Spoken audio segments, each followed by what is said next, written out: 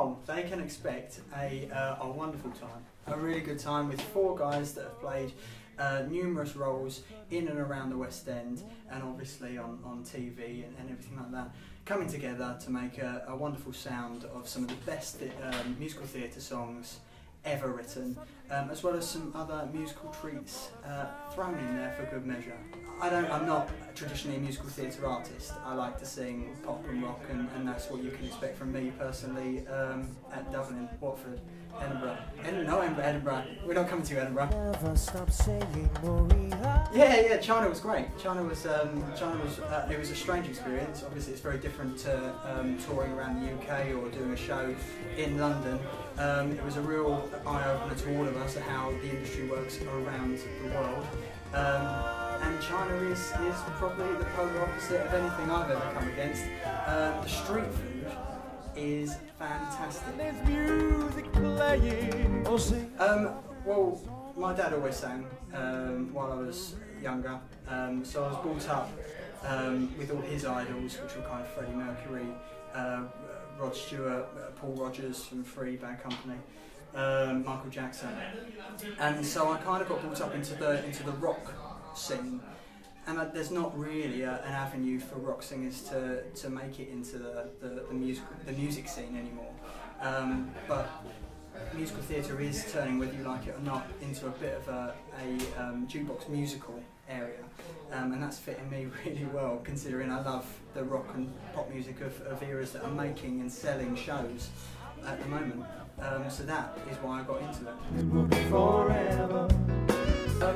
The unpredictability of it. Although you're set, usually, this is a different entity, usually you're set with a script and some movements around the stage and a certain score of a musical. You never know what's going to happen, and you have to roll with it. And especially with this show, working with these clowns, and I've been known to clown about myself a bit as well, we never know what's going to happen. It's a real laugh, and audiences, if you come to see it, make some noise, because we will react to that, and we will give you a positive show. Oh, baby. Apart from Glenn Carter, Marcus Collins and James Beach. Apart from them, if there is any other. Yeah, I'd love to obviously always perform with these 3 clowns, but if you're going to put me on stage with someone, then I'd love to work on material of Tonight's the Night with Rod Stewart. I'd like to work with Brian May and Roger Taylor on We Will Rock You, to be able to get into someone else's music and hear their side of it. I'd love to do something like that with some of my rock idols. Don't you want it? Don't you want it? It was Bill Kenwright's Dreamboats and Petticoats. No, it wasn't. No, it wasn't. It was a Dirty White Boy at the Trafalgar Studios, where I spent most of the show topless, occasionally in a film, because it was about life in Soho and a little shop that was around there with all the characters that came in.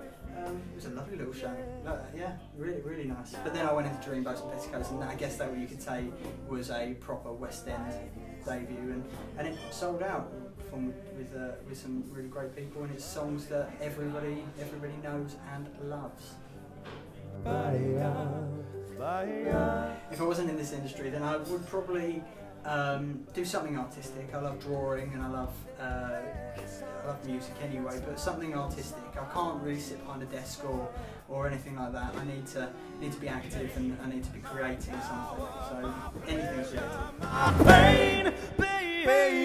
If I could be remembered for one thing, then it will be to be a good dad, as I'm now a new dad. Tell me, is that healthy, babe? It means everything to perform in the West End and to perform in shows such like this, because it keeps my dreams sort of burning and alive, and it's just it keeps me inspired to move on to the next job, and I bloody love it. The more I get of you, the stranger. I always knew that music was a big part of my life. My dad's a great singer, but I never realised that I personally could sing until I went for a school play, and I went for the acting role, and they gave me the lead role of Danny in Grease, and from then things have spiralled, and I couldn't do without singing anymore. So from that moment on, I knew that I wanted to tread some balls and sing some rock songs and you know, get a cheer. You know, like a barber.